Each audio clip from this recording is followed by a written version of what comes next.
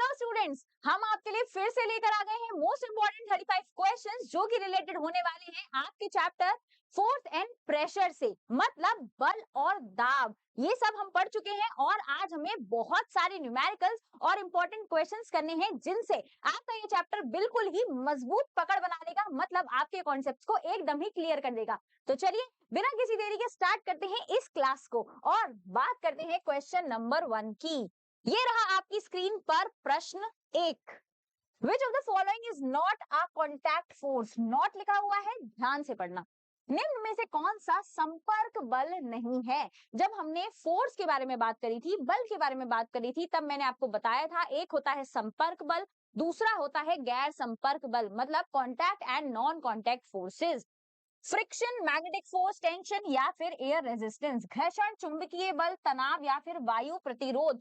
कौन सा संपर्क बल नहीं है जिसमें बिना संपर्क से, मतलब बिना पास आए, बिना इंटरेक्शन हुए फोर्स लग जाएगा? तो बच्चों हमको पता है फ्रिक्शन के लिए कोई भी चीजों को आपस में रगड़ने की जरूरत है, मतलब घर्षण का क्या मतलब है कि कोई चीज आपस में रब कर रही है। तो ऑब्वियस सी बात है कि ये तो नहीं हो सकता क्योंकि इसमें तो कॉन्टैक्ट का रिक्वायरमेंट है। दूसरा है मैग्नेटिक फोर्स। तो बच्चों आपने बहुत सारी बार मैग्नेट्स का यूज किया होगा। जैसे ही आप आयरन नेल को या फिर किसी भी आयरन को मैग्नेट के पास लेके आते हो तो दूर से ही आकर्षण हो जाता है, मतलब मैग्नेटिज्म डेवलप हो जाता है, because this is a non contact force. बिना कॉन्टैक्ट के भी ये आयरन को अपनी तरफ खींच सकती है। ठीक है, चलिए आगे बात करते हैं क्वेश्चन नंबर 2 की। प्रेशर इज डिफाइंड एज, दाब की परिभाषा क्या है? फॉर्मूला पूछा गया है, बहुत ही ज्यादा इंपॉर्टेंट है और इस पे बहुत सारे क्वेश्चंस पूछे जाएंगे जेएनवी में। तो हमें पता है बच्चों, pressure is equal to force जो कि अप्लाइड होता है पर यूनिट एरिया पर। तो हमको पता है pressure is equal to force upon area. Simple सा हमारा आंसर हो जाएगा फोर्स डिवाइडेड बाय एरिया। ध्यान से, बल अपॉन क्षेत्रफल। ठीक है, चलिए आगे बात करते हैं क्वेश्चन नंबर 3 की। Unit of pressure in SI system, दाब की एसआई इकाई क्या है? ठीक है, हर एक चीज को हम एसआई यूनिट में नापते हैं, हमको पता है।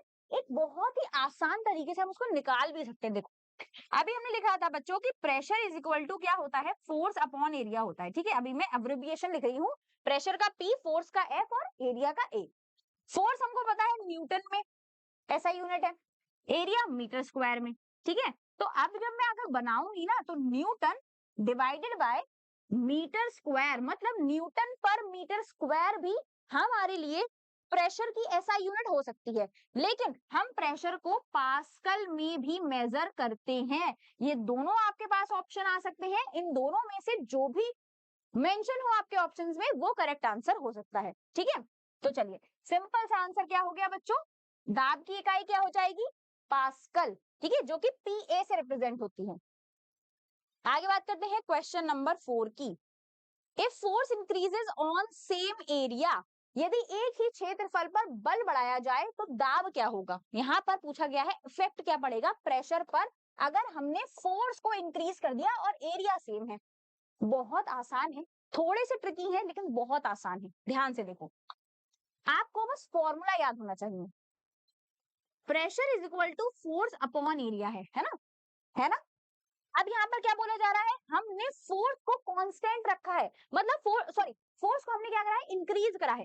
तो यहाँ पर ध्यान से देखो, प्रेशर जो है वो फोर्स के संग उतनी ही तेजी से बढ़ेगा जितनी तेजी से फोर्स बढ़ेगा, क्योंकि वो दोनों सामने लिखे हुए हैं। इक्वल्स टू में जब भी कोई भी दो यूनिट्स आमने सामने लिखी होती हैं तो इस बात का याद रखना, जितने अमाउंट से मैं फोर्स को बढ़ाऊंगी उतने ही अमाउंट से मेरा प्रेशर भी बढ़ेगा। ठीक है, अब यहाँ पर बात आ जाती है एरिया की। तो आप देख रहे हो ना, प्रोपोर्शनल नहीं है, डायरेक्टली प्रोपोर्शनल नहीं है, इनडायरेक्टली प्रोपोर्शनल है, अपॉन में आ रहा है। अगर मैं इसको बढ़ाती हूँ तो ये कम होगा, अगर मैं इसे बढ़ाऊंगी तो ये कम होगा। ठीक है, ये वाइसा वर्सा चलेगा। यहाँ पर लिखा हुआ है फोर्स को इंक्रीज करा गया है, तो हमें पता है अगर हम फोर्स को इंक्रीज करेंगे तो हमारा जो प्रेशर होगा वो डायरेक्टली इंक्रीज होगा। तो इसका सिंपल सा आंसर हो जाएगा ए, दैट इज दाब जो है वो बढ़ेगा यदि मैं किसी क्षेत्रफल पर अपने बल को बढ़ाऊंगी। ठीक है, चलिए आगे बात करते हैं क्वेश्चन नंबर 5 की। If area increases while force stage same, pressure क्या होगा? यदि बल समान रहे, बल समान है लेकिन क्षेत्रफल बढ़ जाए तो प्रेशर पर क्या इफेक्ट पड़ेगा, ये पूछा गया है। अरे बहुत सिंपल है, अभी तो किया था, मैंने आपको बताया था। अब यहाँ पर सिंपल सी बात समझ लो, जो चीज सेम रह रही है उसको लिखने की कोई जरूरत नहीं है, ठीक है। अब हमें पता है यहाँ पर फोर्स जो है बच्चों वो हमारा कैसा है, कांस्टेंट रह रहा है, मतलब कोई चेंज नहीं हुआ। और प्रेशर का एरिया के संग क्या रिलेशन है, हमें पता है इनवर्स रिलेशन है, मतलब 1/A। यहाँ पर हम एफ भी लिख सकते हैं, लेकिन एफ तो चेंज ही नहीं हो रहा है ना। तो अब इन्होंने क्या बोल दिया है, एरिया को इन्होंने बढ़ाया है। जब एरिया बढ़ेगा बच्चों, ये इसके संग इनडायरेक्ट प्रोपोर्शन में है। ध्यान रखना, जब भी ऊपर नीचे का कॉन्सेप्ट आएगा, ये ऊपर लिखा है, ये नीचे लिखा है, ये अपॉन में है किसी भी चीज के साथ में, तो याद रखना अगर हम इसे बढ़ाएंगे तो ये डिक्रीज होगा, उल्टा होगा हमेशा, ठीक है। तो हमारा प्रेशर क्या होगा बच्चों, डिक्रीज होगा, घटेगा, ठीक है। चलिए आगे बात करते हैं क्वेश्चन नंबर 6 की। Why are knife blade sharp, चाकू की धार तेज क्यों होती है। आप सब किचन में थोड़ा बहुत तो काम किया ही होगा, फल तो जरूर ही काटे होंगे, मम्मी की मदद करने के लिए कभी कभी तो वेजिटेबल सब्जियां भी काटी होंगी, ठीक है। तो नाइफ के जो ब्लेड होते हैं बच्चों वो शार्प क्यों होते हैं, increase area, decrease area, increase height या फिर रिड्यूस फोर्स, क्षेत्रफल बढ़ाने के लिए, क्षेत्रफल को घटाने के लिए, ऊंचाई बढ़ाने के लिए या फिर बल घटाने के लिए। देखो ऐसे डेली लाइफ के एग्जाम्पल के क्वेश्चन इसमें बहुत पूछे गए हैं, क्योंकि एग्जाम्पल बेस्ड है और हमारी डेली लाइफ से भी रिलेटेड है। ध्यान से समझ लो इन क्वेश्चंस को आपको कैसे सॉल्व करना है, एक बताती हूँ, नेक्स्ट आपसे खुद हो जाएगा। सबसे पहली चीज ये है, यहाँ पर क्या पूछा गया है बच्चों, चाकू की धार को तेज क्यों होना पड़ रहा है ना। अब क्या दिया हुआ है, फिर से हमें अपना फॉर्मूला लिख लेना है सिंपल सा, फोर्स अपॉन एरिया। प्रेशर क्या है, फोर्स अपॉन एरिया है। अगर मान लो मैंने क्षेत्रफल को घटा दिया, या फिर हम सबसे पहले पॉइंट से लेते हैं, क्षेत्रफल को हमने बढ़ा दिया। अगर मैं क्षेत्रफल को बढ़ा दूंगी तो हमारा जो प्रेशर है बच्चों वो क्या हो जाएगा, डिक्रीज हो जाएगा, क्योंकि मुझे पता है कि इनवर्स रिलेशन में है, प्रेशर कम हो जाएगा, दाब कम हो जाएगा। तो क्या सब्जियां कटेंगी, नहीं कटेंगी। तो सिंपल सी बात है कि ये तो हमारा गलत हो गया।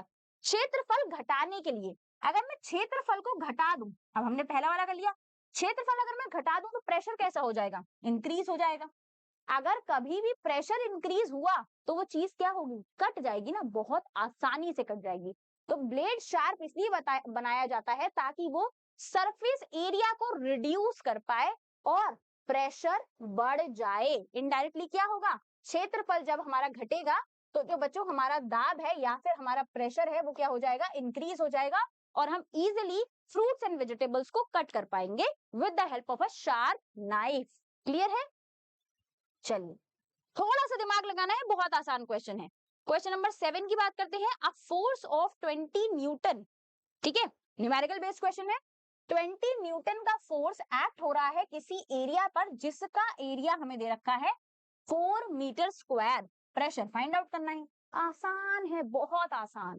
20 न्यूटन का बल 4 मीटर स्क्वायर क्षेत्र पर लगाया गया है, दाब को फाइंड आउट करो, फटाफट से फाइंड आउट कर सकते हो, एक कॉपी पेंसिल लेके बैठना इसके संग, ठीक है। सिंपल सी बात है, प्रेशर इज इक्वल टू क्या है, फोर्स अपॉन एरिया, बार बार यही लिखते रहो क्योंकि ऐसे ही क्वेश्चन आने वाले हैं, ठीक है। अब क्या है, प्रेशर फाइंड आउट करना है, हमको पता है, पहले लिख लो, फोर्स हमें दे रखा है बच्चों 20 न्यूटन का, साथ में हमारे पास एरिया क्या दिया हुआ है, 4 मीटर स्क्वायर, ठीक है। अब क्या करना है, सिंपल है, बस फॉर्मूले में वैल्यूज को पुट करना है। सबसे पहले 20 न्यूटन लिख लो फटाफट से, है ना, साथ में नीचे एरिया आ जाएगा जो कि दे रखा है 4 मीटर स्क्वायर। अब डिवाइड करना तो बहुत आसान है ना, 4 से डिवाइड कर दो 20 को, कैसे होगा, 4 की टेबल पढ़ो, 4 1 जा 4, 4 5 जा क्या होगा, 4 5 जा हो जाएगा 20, मतलब सिंपल सा आंसर हो जाएगा हमारा 5 पास्कल। हो सकता है कि यहाँ पर बच्चों ये भी लिख के आ सकता था कि 5 न्यूटन पर मीटर स्क्वायर है, ये भी सही होता।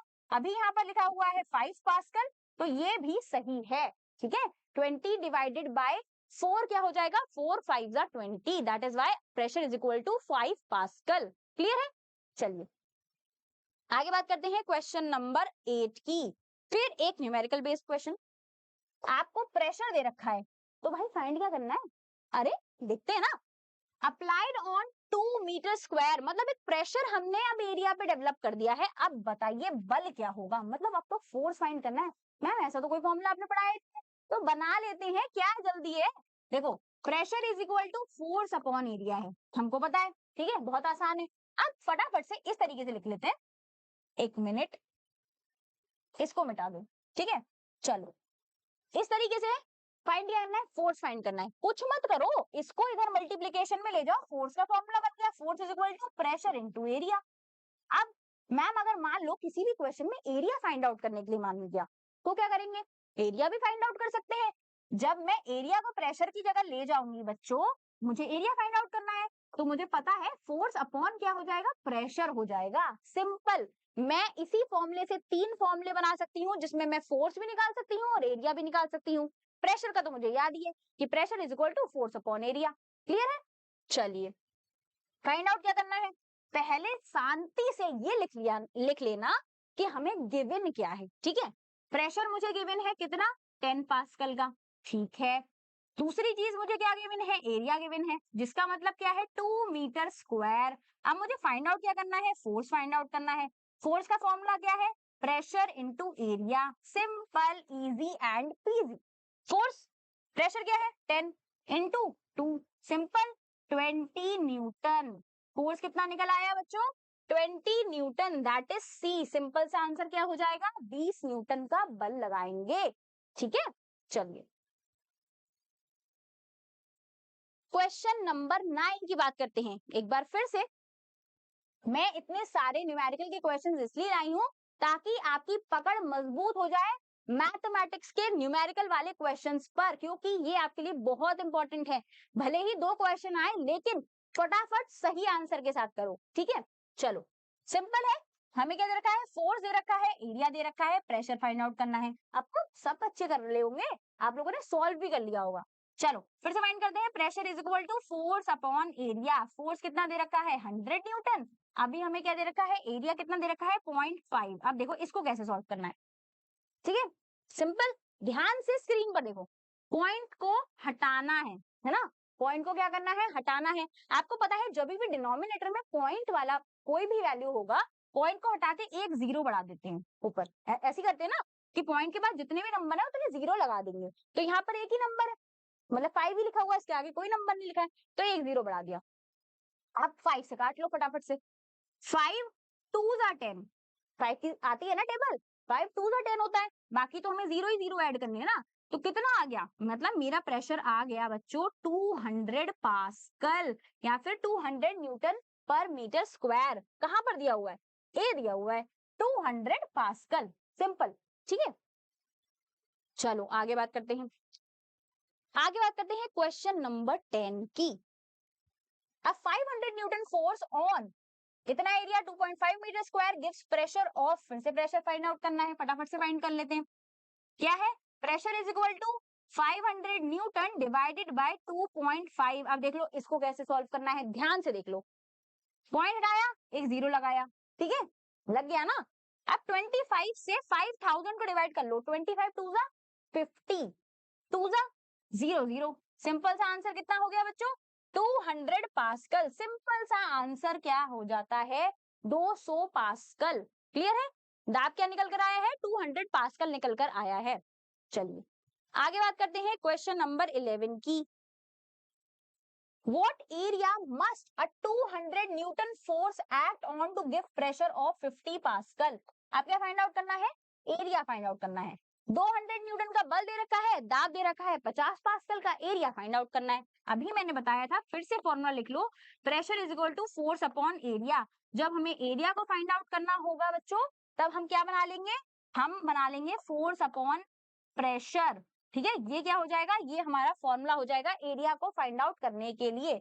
अब जल्दी से वैल्यूज पुट कर दो, 200 Newton divided bye 50, area find out हो जाएगा, जीरो से जीरो काट दो, सही लिखा है ना मैम ने, 5 4 जा मतलब 4 मीटर स्क्वायर का एरिया आ जाएगा आंसर में।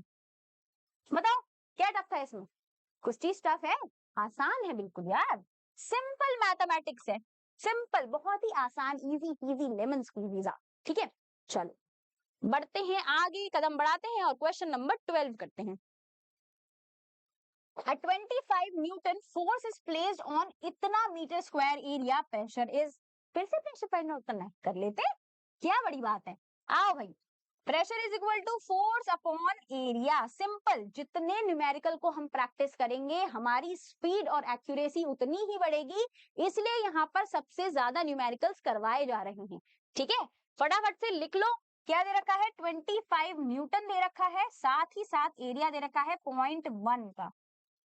अब 0 डिवाइडेड में डिनोमिनेटर में 1 दे रखा है। क्या मतलब है 1 का?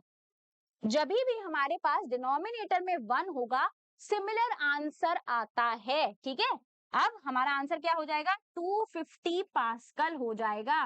डिनोमिनेटर में 1 का होना या ना होना एक ही बात होती है। ठीक है, इसे आपको याद रखना है। सिंपल सा सी आंसर हो जाएगा, दैट इज 250 पास्कल। क्लियर है? चलिए इसी के साथ आगे बढ़ते हैं। और हाई हील ते नच्चे, मतलब high heel shoes have a greater impact on a grass because की बात कर लेते हैं। ऊंची एड़े के जूते घास पर अधिक असर डालते हैं क्योंकि। हाई हील्स, लड़कियों सुन लो, क्या है यहाँ पर? सिंपल सा एक डायग्राम बना के दिखाती हूँ। हाई हील्स ऐसी होती है ना, कुछ इधर तरीके से होती है ना। तो increase weight, reduce contact area, increase area, या फिर लाइटर सोल, वजन बढ़ाते हैं, संपर्क क्षेत्र घटाते हैं, क्षेत्रफल बढ़ाते हैं, या फिर हल्के तलवे होते हैं उनके, अधिक असर डाल रहे हैं क्यों? फिर से फॉर्मूला लिख लो शांति से, और इसी से ही सब चीजों को रिलेट करना है। एरिया अगर कम होगा तो मुझे पता है कि मेरा प्रेशर बढ़ेगा और वही दबाव बनाएगा। दाब ही तो दबाव बनाएगा ना, प्रेशर ही तो प्रेशर को डाल सकता है। तो सिंपल सी बात है, हाई हील्स की अगर मैं देखती भी ना, मैं फिजिकली उन्हें देखूंगी भी, तो मुझे पता है कि एरिया ऑफ कांटेक्ट जो सरफेस से होगा हाई हील्स का, वो बहुत ही कम होगा। मतलब यहाँ पर क्या हो रहा है बच्चों? एरिया जो है, जो हमारा कॉन्टैक्ट एरिया आ रहा है, वो क्या हो रहा है? डिक्रीज हो रहा है। अगर कॉन्टैक्ट एरिया डिक्रीज होगा तो मुझे फॉर्मूले से पता है कि प्रेशर बढ़ेगा। सिंपल सा आंसर हो जाएगा रिड्यूस द कॉन्टैक्ट एरिया, मतलब संपर्क क्षेत्र जो है वो घटेगा तो प्रेशर बढ़ेगा। क्लियर है? चलिए क्वेश्चन नंबर 14 की बात करते हैं। A person lying flat exert less pressure than standing. आसान सा क्वेश्चन। एक पर्सन अगर फ्लैट एक्सर्ट लेटा हुआ है, फैल के लेट गए ग्राउंड पे, या फिर मैं खड़ी हुई हूं, तो वो कम प्रेशर लगाएगा एज कंपैरिजन टू किस पे? लेटे हुए पे। लेटे हुए व्यक्ति द्वारा खड़े होने की तुलना में कम दाब क्यों पड़ता है? सिंपल सी बात है, अगर मान लो कोई भी इंसान खड़ा हुआ है, ये एक बंदा है, इसने इतना एरिया कवर कर रखा है, खड़ा हुआ है ना जो स्टैंडिंग में, अभी लिटा देती हूँ उस इंसान को, इसने इतना एरिया कवर कर रखा है, फटाफट से देखकर ही बता दो, कोई छोटा बच्चा भी बता देगा कि कौन ज्यादा एरिया कवर कर रहा है। ये ज्यादा एरिया कवर कर रहा है। ठीक है, अब अगर मान लो बच्चों एरिया यहाँ पर बढ़ गया तो प्रेशर मुझे पता है क्या हो जाएगा? डिक्रीज हो जाएगा, क्योंकि इनमें तो इनवर्स रिलेशन है, इनकी तो भाई लड़ाई चल रही है बिल्कुल ही, है ना? क्या है भाई? हमारी तो लड़ाई है, तुम बढ़ोगे तो मैं घटूंगा ही। सिंपल सी बात ये है, एरिया बढ़ गया प्रेशर डिक्रीज हो गया, है ना? क्षेत्रफल बड़ा है तो दाब कम होगा। यहाँ पर क्या है? यहाँ पर एरिया कम हो गया तो हमें पता है कि प्रेशर जो है वो इंक्रीज हो जाएगा। इसी तरीके की सिचुएशन होगी। अब क्या पूछा गया है? क्यों? क्योंकि पर्सन जो लेटा हुआ है बच्चों, वो लेस प्रेशर इसलिए एक्सर्ट कर रहा है क्योंकि वहां पर लार्जर सपोर्टिंग एरिया है, सहारा देने वाला क्षेत्र अधिक है, इस वजह से प्रेशर कम लग रहा है। सिंपल है। ठीक है, चलो आगे बात कर लेते हैं। A needle penetrates skin due to, सुई त्वचा में आसानी से प्रवेश कर जाती है क्योंकि। बताओ फटाफट से क्या होगा इसका आंसर? नीडल बना लेते हैं फटाफट से। ठीक है, बताओ। High force, small area, sharpness, या फिर मैग्नेटिक पुल। अधिक बल, छोटा क्षेत्र, नुकीलापन, या फिर चुंबकीय खिंचाव। तो सिंपल सा आंसर क्या हो जाएगा? इसका कॉन्टैक्ट एरिया कैसा है बच्चों? सबको पता है प्यारे बच्चों को, छोटा है, कॉन्टैक्ट एरिया बहुत कम है। मतलब एक तो सबसे पहली बात है इसकी शार्पनेस तेज है, बिकॉज ऑफ, क्योंकि ये अच्छा प्रेशर डाल पा रही है। ठीक है, जो प्रेशर है बच्चों शार्पनेस में क्या होता है? हाई होता है। इसलिए हमारा सिंपल सा आंसर हो जाएगा शार्पनेस, दैट इज नुकीलापन, क्योंकि वहां पर प्रेशर तेज पड़ेगा because of less contact area. Clear है? चलिए क्वेश्चन नंबर 16 की बात कर लेते हैं। Friction is a force that acts, घर्षण बल कार्य करता है only with contact as a distance, without contact with electrostatic force. केवल संपर्क के साथ, दूरी पर, बिना संपर्क के, या फिर विद्युतस्थैतिक बल के साथ। तो बच्चों हमको पता है friction is a kind of a force, है ना। घर्षण जो है वो एक तरीके का बल है। बल के लिए एक कंडीशन थी, बल तभी लगता है जब दो बॉडीज, दो ऑब्जेक्ट्स, दो वस्तु आपस में इंटरेक्शन करती हैं। पता है ना आपको, अगर इंटरेक्ट नहीं करेंगी तो फोर्स फ्रिक्शन तो लग ही नहीं सकता, मतलब कांटेक्ट की बहुत ज्यादा जरूरत है। क्लियर है? सिंपल सा आंसर हो जाएगा केवल संपर्क के साथ, ओनली विद कांटेक्ट। डिस्टेंस पे कभी भी फ्रिक्शन नहीं लग सकता। चलिए आगे बढ़ते हैं, क्वेश्चन नंबर 17 की बात कर लेते हैं। Which increases pressure under water, पानी के अंदर दाब बढ़ता है जब, पानी के अंदर डीप सी डाइविंग करी होगी बहुत सारे लोगों ने, है ना। जब भी हम सी के अंदर डाइव करने जाते हैं बच्चों, तब क्या होता है? Deeper depth, shallower depth, same all depth, depends on salinity. पानी के अंदर दाब, प्रेशर कब बढ़ता है? गहराई बढ़ती है कब, गहराई घटती है तब, हर गहराई पर समान रहता है, केवल लवणता पर निर्भर करता है। तो बच्चों हमको पता होना चाहिए, जैसे जैसे हम, मान लो ये क्या है, हमारी सी है, फॉर एग्जाम्पल, एग्जाम्पल है, ठीक है। बिल्कुल नीचे जाएंगे, यहाँ पर हमको पता है यहाँ पर क्या है, जो सरफेस एरिया है ना हमारा, वो डिक्रीज होना स्टार्ट कर देता है, ठीक है। इसी तरीके से बनाया जाता है, जब हमारा कॉन्टैक्ट एरिया जो है बच्चों वो कम हो रहा है, वहां पे पानी का दबाव कैसा होगा? ज्यादा होगा। जितनी ज्यादा गहराई क्या है पानी के अंदर, तब बढ़ता है। अगर हमारा दबाव बढ़ रहा है बच्चों, ठीक है, which increases pressure under water, मतलब हमारा प्रेशर कब बढ़ेगा? वाटर के अंदर, जब हमारी डीपर डेप्थ होगी, है ना। जैसे जैसे गहराई बढ़ती चली जाएगी, जैसे जैसे हम नीचे आते चले जाएंगे, वैसे वैसे हमारा जो प्रेशर है वो बढ़ता चला जाएगा, क्योंकि यहाँ पर जो हमारा एरिया होगा बच्चों वो डिक्रीज हो जाएगा और गहराई के संग प्रेशर बढ़ जाएगा। क्लियर है? चलिए क्वेश्चन नंबर 18 की बात कर लेते हैं। ब्लॉक एक्सर्ट करा है 600 न्यूटन का फोर्स और एरिया दे रखा है 0.3, प्रेशर को फाइंड आउट करना है। फटाफट से प्रेशर को फाइंड आउट कर लेते हैं, है ना।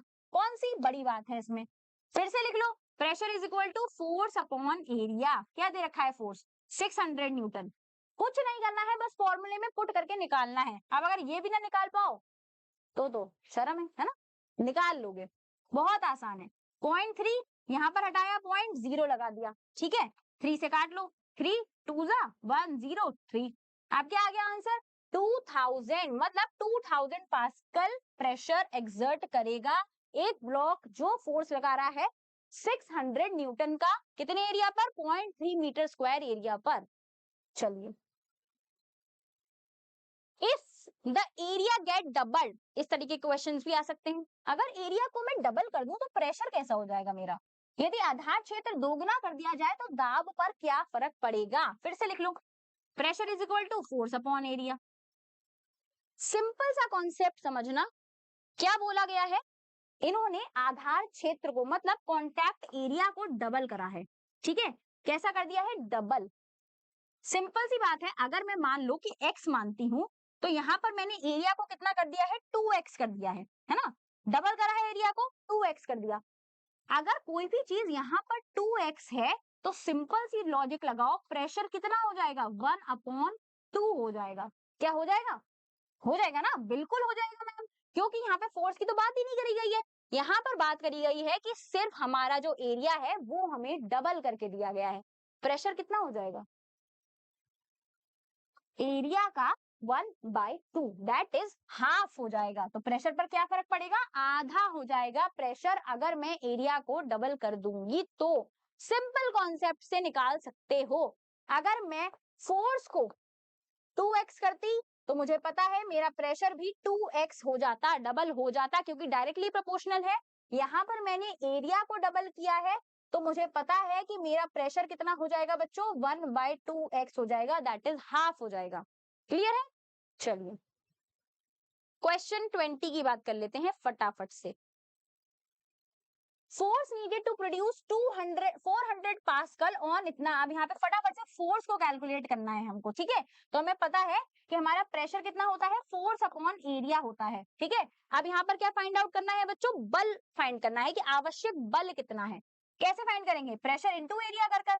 सिंपल मल्टीप्लीकेशन तो कर पाते होगे, ठीक है। प्रेशर कितना दे रखा है 400 पास्कल दे रखा है, इनटू एरिया कितना दे रखा है 0.05 दे रखा है। बताओ फटाफट से, करके दिखा देती हूँ ताकि आसान लगे। 400 डिवाइडेड बाय मल्टीप्लाई बाय 0.05, फटाफट से मल्टीप्लाई कर लेते हैं। 5 0 जा 0, 5 0 जा 0, 5 4 जा 20, ठीक है, इंटू 0 0 0 इंटू 0 0 0, ठीक है। इसको हटा देते हैं, इसको हटा ही देती हूँ ताकि कंफ्यूज ना हो,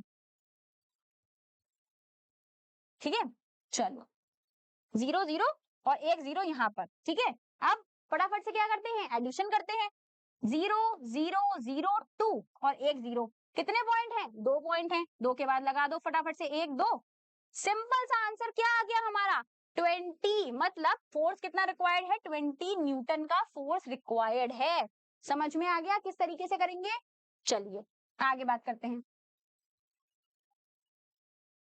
क्वेश्चन नंबर 21 की बात करते हैं। Pressure due to 100 newton force और एरिया हमें इतना दे रखा है, फटाफट से फाइंड कर लो। 1000 न्यूटन का फोर्स दे रखा है, साथ ही में एरिया दे रखा है 0.25 का। हटाया, 2 0 लगाओ, 1 और 2, 25 से कट कर लो। 25 4 जा 100 होता है, इतना बात मुझे पता है। कितने जीरो बचे 1 2 3, सिंपल। क्या हो जाएगा आंसर 4000 पास्कल। कितना हो जाएगा, प्रेशर कितना हो जाएगा बच्चों 4000 पास्कल हो जाएगा। चलिए, अब force of 500 newton acts on इतना metre square, pressure find out करना है। फिर से आसान है, बिल्कुल आसान क्वेश्चन है। क्या है, हमें दे रखा है क्या बच्चों 150 न्यूटन, ये 5 है, ठीक है। हमें दे रखा है फोर्स 150 न्यूटन का, डिवाइडेड बाय कितना क्षेत्रफल दे रखा है 0.5। देखो पॉइंट वाले कैलकुलेशन आपको बहुत ध्यान से करने पड़ेंगे, ठीक है, इसलिए ये प्रैक्टिस करवाई जा रही है ताकि आपके पॉइंट वाले कैलकुलेशन एकदम ही बेस्ट हो जाए, एकदम ही एक्यूरेट हो जाए। चलिए, 0 पॉइंट हटाया, 0 लगाया, फटाफट से क्लियर रहना, आसान अच्छी तरीके से कैलकुलेशन करना, बिल्कुल सही आंसर निकालोगे। 5 3 जा 15, 0 एंड 0 300 पास्कल। सिंपल सा आंसर कितना हो जाएगा बच्चों 300 पास्कल। 23 की बात कर लेते हैं। प्रेशर दे रखा है और एरिया दे रखा है, तो अब तो हमें खुद ही पता चल जाएगा कि मैम हमें फाइंड आउट क्या करना है, फोर्स फाइंड आउट करना है। प्रेशर इंटू एरिया, सबसे पहले लिखना अपना फॉर्मूला, फिर फॉर्मूले में पुट कर देना वैल्यूज को। सिंपल एंड क्लियर होता है, इसी तरीके से काम किया जाता है। कर लोगे मल्टीप्लाई, फटाफट से तुम भी करो मैं भी करती हूँ।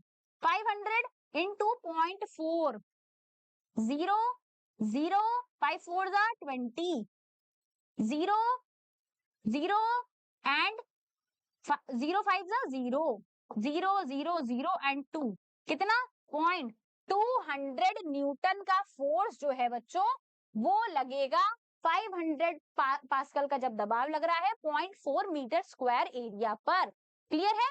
चलिए, क्या आंसर हो जाएगा इसका 200 न्यूटन। क्लियर है।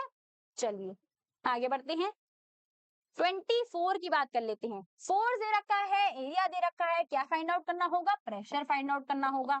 आ जाओ, 2 न्यूटन का फोर्स है, एरिया दे रखा है 0.02 का, यहाँ पर न्यूटन नहीं लिखते हैं वरना 0 लगाने की जगह नहीं बची। चलो भाई, पॉइंट हटाया, 2 0 लगा लिए, अब क्या बचा है 2 बचा है, 2 1 जा 2 0 0, कितना आंसर हो गया 100 पास्कल। प्रेशर कितना निकल कर आया है बच्चों 100 पास्कल निकल कर आया है। क्या ये नहीं कर पाओगे, बिल्कुल कर पाओगे यार, जीएनबी में जाओगे यही करके। चलो आगे बात कर लेते हैं, 25th वाले पे चलते हैं। Footprints on soft soil are deeper with, मुलायम मिट्टी पर किस प्रकार के जूते गहरे निशान बनाएंगे।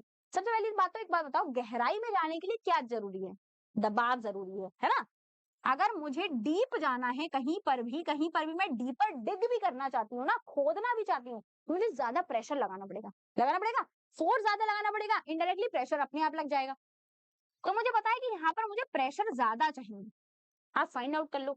फ्लैट शूज, अगर मैं फ्लैट की बात करती हूँ, एरिया कितना है, अगर मुझे प्रेशर ज्यादा चाहिए तो मुझे ये भी पता है कि मुझे एरिया कम चाहिए, ये भी मुझे पता है ना, मुझे एरिया कम चाहिए। फ्लैट शूज में ज्यादा एरिया, बेयर फीट में ज्यादा एरिया, हाई हील्स में कम एरिया और स्नीकर आपके ज्यादा एरिया। सिंपल है, हाई हील्स जो है वो मुलायम मिट्टी पर किस प्रकार जूते के गहरे निशान बनाएंगी, क्योंकि उनका कॉन्टैक्ट एरिया कैसा है बच्चों, जो उनका क्षेत्रफल है ना, जो उनका क्षेत्रफल है जो कांटेक्ट में लग रहा है वो कैसा है बच्चों, कम है। इस वजह से क्या होगा, गहरे निशान बनाए जाएंगे। क्लियर है? चलिए आगे बात करते हैं क्वेश्चन नंबर 26 की। Common example of contact force की क्या होगा इसका आंसर, कॉन्टैक्ट फोर्स का एक कॉमन एग्जाम्पल क्या होगा मेरे प्यारे बच्चों। कॉन्टैक्ट लगाना है, इलेक्ट्रोस्टैटिक नहीं होगा, फ्रिक्शन, मैग्नेटिक या फिर ग्रेविटी। आपको पता है बच्चों, विद्युत स्टैटिक बल जो होता है, गुरुत्वाकर्षण बल जो होता है और चुंबकीय बल जो होता है, ये किसके एग्जाम्पल हैं, गैर संपर्क बल के एग्जाम्पल हैं।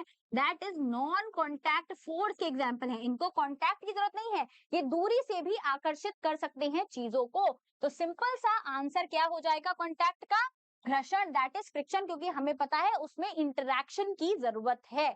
चलिए आगे बढ़ते हैं क्वेश्चन नंबर 27 पर। अ fluid at rest exert pressure, स्थिर तरल किस प्रकार का दबाव डालता है। मतलब अगर मान लो कोई भी फ्लूइड है, सबसे पहली चीज बात कर लेते हैं फ्लूइड क्या होता है। फ्लूइड है जहां जिसमें लिक्विड एंड एयर दोनों है, वो क्या है, फ्लूइड है। एट रेस्ट, अगर मान लो कोई भी फ्लूइड रेस्ट पर है, बिल्कुल कोई भी उसमें मूवमेंट नहीं है, तो वो प्रेशर एक्सर्ट करेगा जो कि इंक्रीज होगा, सेम रहेगा सारे डायरेक्शन में, act upward only, act downward only. तो बच्चों जब भी हमने प्रेशर की बात करी थी ना, उसमें हमने बात करी थी किसकी, फ्लूइड्स की। तो हमने कुछ कैरेक्टरिस्टिक्स फीचर पढ़े थे कि वो क्या करता है। आपको पता होना चाहिए लिक्विड जो है वो सारे डायरेक्शन में, चाहे वो फ्लूइड्स है या फिर एयर की बात कर लेते हैं, हर एक डायरेक्शन में एक समान प्रेशर को एक्सर्ट करते हैं। इस बात को माइंड में फिक्स कर लो, सिंपल सा आंसर हो जाएगा, सभी दिशाओं में समान रहेगा pressure, in is same in all the directions. Clear है? चलिए आगे बात करते हैं क्वेश्चन 28 की। रोलिंग पिन, बेलन, ठीक है, rolling pin spread dough easily because, बेलन से आटा आसानी से फैलता है क्योंकि, क्यों ऐसा क्यों होता है बेलन के साथ, अब आसानी से फैल रहा है, ठीक है। हमने रोटी बनाई, ये हमारा क्या है, छोटी सी लोई है, लोई से हमने क्या बनाया, गोल रोटी बना ली। अगर मान लो मम्मी को कभी रोटी बनाते हुए देखा है, किचन में देखा होगा यार, वो कभी भी खड़े होते होगे, मम्मी जल्दी लाओ, है ना। तो इसी तरीके से मम्मी क्या करती है, बहुत हल्की प्रेशर से, बहुत ही लाइट प्रेशर से उसको बेलती हैं। अगर मान लो मैं आटे में बहुत ही जोर से प्रेशर मारूंगी तो क्या मेरी रोटी फटेगी नहीं, बिल्कुल टीयर अप हो जाएगी। तो यहाँ पर हमको ये पता चल गया बच्चों की प्रेशर जो है ना, प्रेशर कैसा होना चाहिए, लो होना चाहिए, कम प्रेशर लगाना है मुझे यहाँ पर, इतना मुझे पता चल गया। कम प्रेशर से ही अच्छी तरीके से रोटी बन पा रही है ना। कुछ गलती हो गई है मैम से, ठीक कर लेते हैं अभी फटाफट से। चलिए आ जाते हैं फिर से, कहाँ चला गया हमारा क्वेश्चन, चलो आ गया। प्रेशर जो है वो हमें कम लगाना है, ठीक है। अब प्रेशर अगर कम लगेगा बच्चों तो हमको पता है एरिया ऑफ कांटेक्ट कैसा है, बड़ा है। तो मतलब क्या है बच्चों, जो लार्जर एरिया है वो लोअर करता है दबाव को। समझ में आ गई इतनी बात? चलिए चलो आगे बात करते हैं क्वेश्चन 29 की। When air is removed from a plastic bottle, अगर किसी प्लास्टिक की बोतल से हवा निकाल दी जाए तो वो सिकुड़ क्यों जाती है। ऐसा तो घर पे करा होगा, एक प्लास्टिक की बोतल ली होगी, उसमें से सारी हवा निकाल दी, वो सिकुड़ गई, मतलब कोलैप्स हो गई एकदम, है ना, आपस में जुड़ गई। ऐसा क्यों हुआ, बताओ फटाफट से। हमने कॉन्सेप्ट पढ़ा था बच्चों एटमॉस्फेरिक प्रेशर का, ठीक है, एटीएम का मतलब यहाँ पर है एटमॉस्फेरिक। हमने क्या पढ़ा था, एटमॉस्फेरिक प्रेशर का मतलब वायुमंडलीय दबाव का एक टॉपिक पढ़ा था, ठीक है। हमें पता है कि बाहर जो है ना, हमारा जो एनवायरनमेंट है बच्चों, वहां पर भी इक्वली दबाव है। ऐसा नहीं है सिर्फ किसी चीज के अंदर ही दबाव है या फिर मैं किसी चीज को प्रेस करूंगी तभी दबाव लगेगा। हमारा जो एनवायरनमेंट है उसमें भी प्रेशर अपने आप है। तो हमें पता है कोलैप्स इसके लिए होगी क्योंकि बाहर का जो एरिया है ना, अब बोतल तो यहाँ है, कुछ इस तरीके से है, क्या बना रही हूं मैं, अरे मैम ने क्या बना दिया, डायग्राम नहीं आता मैम को बनाना। चलो बना के दिखाती हूँ, यहाँ पर बॉटल, सिंपल सी बात है, ये हमारी कुछ इस टाइप की बॉटल है, ठीक है। अब अगर मान लो कि मैंने इसमें से बच्चों क्या निकाल दिया, पूरा ही हवा निकाल दी इसकी, ठीक है, एयर जो है इसके अंदर की निकाल दी, तो ये कुछ इस तरीके से नहीं दिखाई देगी, कुछ इस तरीके से हो जाएगी, कोलैप्स हो जाएगी, है ना। चिपक जाएगी। क्यों? क्योंकि जो साइड का जो हमारा एटमॉस्फेरिक प्रेशर है, वायुमंडलीय दबाव है, वो तो कंटिन्यूअसली इस पे लगता ही रहेगा ना, अंदर एयर नहीं रहेगी, बाहर तो एयर है और उसका प्रेशर लगता रहेगा। इस वजह से ये क्या हो जाएगी, कोलैप्स हो जाएगी because of the atmospheric pressure outside. चलिए आगे बढ़ते हैं, क्वेश्चन 30 की बात कर लेते हैं। Why do we use ball bearings in machines? मशीनों में बॉल बियरिंग का उपयोग क्यों किया जाता है? हमने जब कॉन्टैक्ट फोर्सेस की बात करी थी तब हमने किसका कॉन्सेप्ट पढ़ा था बच्चों? फ्रिक्शन का कॉन्सेप्ट पढ़ा था। ठीक है, बॉल बियरिंग्स क्या होते हैं, जो व्हील्स होते हैं ना, उसमें कुछ ऐसी तरीके से गोले गोले से लगे हुए होते हैं। ठीक है, जो हमारे टायर्स होते हैं कार्स वगैरह के, उसमें क्या लगा होता है, कुछ इस तरीके से गोले गोले लगे होते हैं, जिनको हम बोलते हैं बॉल बियरिंग्स। ठीक है, वो क्या करते हैं, इंक्रीज करते हैं फ्रिक्शन को, रिड्यूस करते हैं, increase weight, increase area of contact, घर्षण को बढ़ाने के लिए, घर्षण घटाने के लिए, वजन बढ़ाने के लिए, या फिर संपर्क क्षेत्र को बढ़ाने के लिए। तो हमें पता है बच्चों, रिड्यूस करते हैं वो फ्रिक्शन को, घर्षण को कम करते हैं, है ना, इसीलिए ताकि रगड़ ना लगे, हीट प्रोडक्शन ना हो और वियर एंड टियर ना हो। ठीक है, चलिए question number 31, atmospheric pressure decrease करता है कैसे? Depth in water, increase in altitude, decrease in height, increase in air density. पानी में गहराई बढ़ती है तब, ऊंचाई बढ़ती है तब, ऊंचाई घटती है तब, या फिर वायु का घनत्व बढ़ता है तब। सिंपल सी बात है, सब लोगों ने ये जवानी है दीवानी देखी है, देखिए ना, उसमें क्या होता है, जब कबीर और नैना, मतलब बनी और नैना आगे बहुत ऊंची पहाड़ी पर जाते हैं, तब बनी की सांस फूलने लगती है, ऐसा होता है। तो क्योंकि वहां पर एटमॉस्फेरिक प्रेशर जो होता है बच्चों, वो बहुत ही कम होता है। आपने बहुत सारे पर्वतारोही को देखा होगा, माउंटेनियर्स को देखा होगा, जो माउंटेन को क्लाइम करते हैं, वो अपने संग ऑक्सीजन सिलेंडर को कैरी करते हैं जब वो पहाड़ की ऊंचाई पर जाते हैं। क्यों? क्योंकि वहां पर प्रेशर कम है, इसलिए उन्हें सांस नहीं आती है।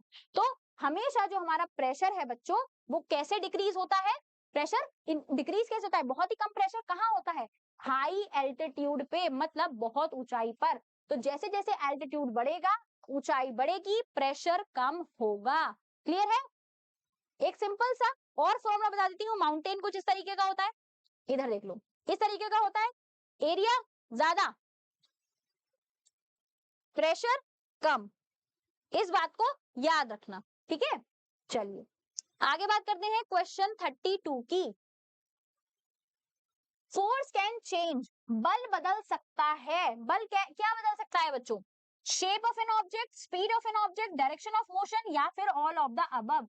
वस्तु का आकार, वस्तु की गति, गति की दिशा, या फिर उपरोक्त सभी। अगर मान लो मैं यहाँ से किसी को धक्का देती हूँ, तो क्या शेप ऑफ द ऑब्जेक्ट बदल सकती हूँ? एक बॉल को ले लिया, बॉल को पिचका दिया, बॉटल ले ली खाली, उसको पिचका दिए, कोलैप्स कर दिया, शेप चेंज हो गई, मतलब ये कर सकता है। आकार तो बदल सकता है, क्या मैं गति बदल सकती हूँ?